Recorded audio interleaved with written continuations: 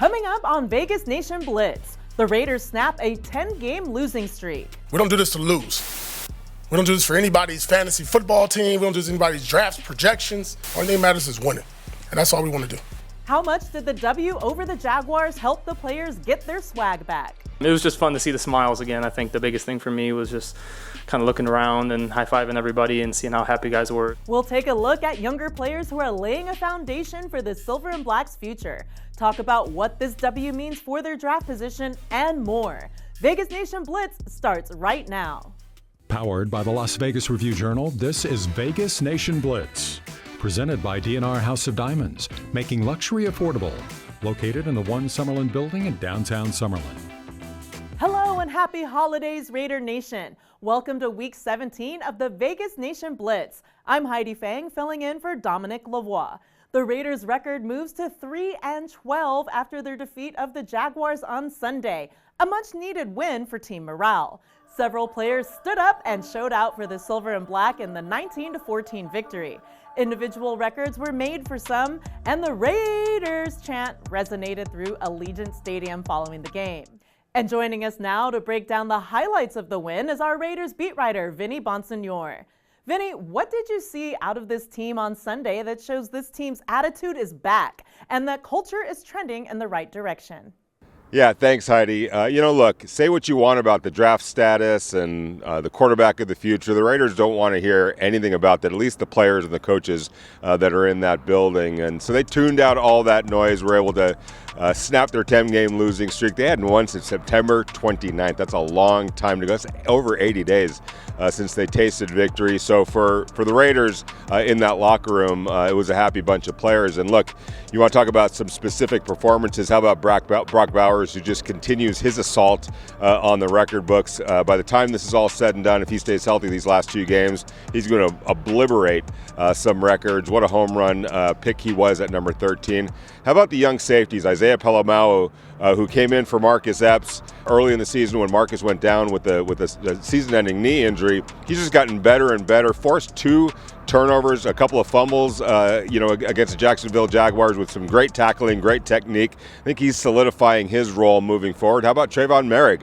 In his contract year 4, has taken leadership role of that defense, not to mention the fact that he was tough against the run, broke up a couple of passes. He's been having a really good season, and as Antonio Pierce talked about, is kind of solidifying himself in terms of a new contract here with the Raiders. Amir Abdullah, the old head, the veteran of this team, playing on a 1-year contract. I'd be shocked if he wasn't back next year. No, by the way, he's probably their best special teams player. All of those guys really rose to the challenge, on Sunday against the Jacksonville Jaguars. And we'd be remiss not to mention Aiden O'Connell. You don't think that Aiden O'Connell hears about all this talk about the Raiders needing a quarterback? And they do. There's no question that they do. But as he said earlier in the week, and he showed on Sunday, he's going to be here to fight whoever it is that comes through that door, whether it's a draft pick or a free agent, addition at quarterback.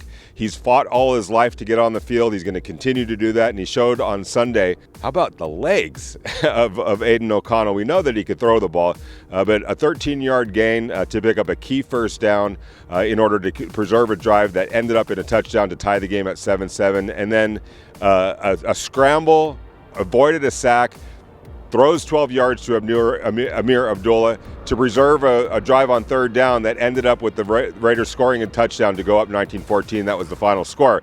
So a lot of guys chipped in for this win. And again, say what you want about the draft status, the draft pick, the quarterback of the future. The Raiders players don't want to hear anything about that, and they showed that on Sunday. Thanks, Vinny. Before we talk about what the team's victory over the Jaguars did for the outlook in the 2025 NFL Draft, I was able to catch up with one of the young players who is stacking bricks to lay the foundation for the Raiders' future. Let's go behind the scenes with Jonah Laulu. Coming here to the Raiders was probably the best thing that could happen to me. Not just because I was home, but just the opportunity that I have here to, get better every week. Because, I was kind of thrown in the fire after Christian got hurt. And, I think that was good for me because I still have, when I got drafted, a lot of scouts were saying, that I was like a diamond in the rough or something like that. I have a lot of potential. And, some teams didn't want to wait on that or whatever. So I think, I have a lot to prove still. But, I just had a lot to work on and refine my technique and everything.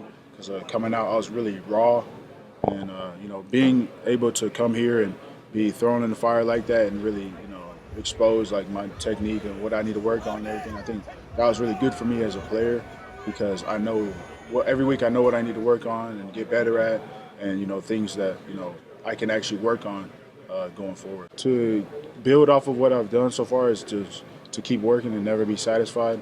And I'm glad I have that mentality because some people, they might become complacent, and that's the worst thing you can do in football or whatever you want to do in your life. If you want to be successful and if you want to be the best of the best, complacency is the worst thing that can happen to you. And I'm glad I have that mindset to where I'm never satisfied. I just want to keep getting better every week, and I want to show these guys, my teammates, that I could play too. DNR House of Diamonds is Las Vegas's elite private office jeweler. We specialize in natural and lab-grown loose diamonds, engagement rings, and custom design. If you're looking for lab-grown diamonds, we have one of the largest selections at the best prices in Las Vegas. We make luxury affordable every day. It's time to take a look at the ramifications the Raiders' win had where their draft position is concerned. Just when Raider Nation thought they might see Colorado quarterback Shedeur Sanders suit up in silver and black next season, the team pulled off a win, moving their record to 3-12, which means they would currently be projected to have the number 6 pick in the 2025 draft. And our own sports columnist, Adam Hill, is going to break down what all of that means for us now. Obviously, the bigger picture story coming out of Sunday's win for the Raiders, which snapped a 10-game losing streak, is what it does to the draft position. A lot of fans very upset that the Raiders are basically out of the mix for the number 1 pick, which is most likely Shedeur Sanders of Colorado, who now is probably targeted for the New York Giants. But there is another quarterback in Cam Ward, and not all hope is lost for the Raiders selecting a quarterback in the first round up at the top of the draft. Right now, they're 6th in the draft position. If they don't win again and none of the other teams behind them win, they would stay around 6, except that Tennessee plays Jacksonville this week, so one of them is going to win. The Raiders now move up to 5, and a couple of teams in between the Giants and the Raiders probably aren't taking a quarterback. New England probably is not going to take a quarterback, so that's probably off the table. Jacksonville's probably not taking a quarterback either, so good news for the Raiders there. They still have a chance to be in the mix as long as they don't win any more games, but trust me, the players and the coaches really want to win some more games. They're very happy with what happened. They're not trying to lose games. The organization probably benefits from it, but the players certainly don't. That'll do it for this episode of Vegas Nation Blitz. Make sure to check back with us later this week as we get you geared up for Week 17 on Vegas Nation Game Day. We'll get you locked in as the Raiders head down to New Orleans to face the Saints and maybe former quarterback Derek Carr. Also, make sure to keep up with us on social media at Vegas Nation and at vegasnation.com. From myself and all of our Vegas Nation crew, happy holidays. I'm Heidi Fang. Thank you so much for watching. Powered by the Las Vegas Review-Journal, this is Vegas Nation Blitz. Presented by DNR House of Diamonds, making luxury affordable. Located in the One Summerlin building in downtown Summerlin.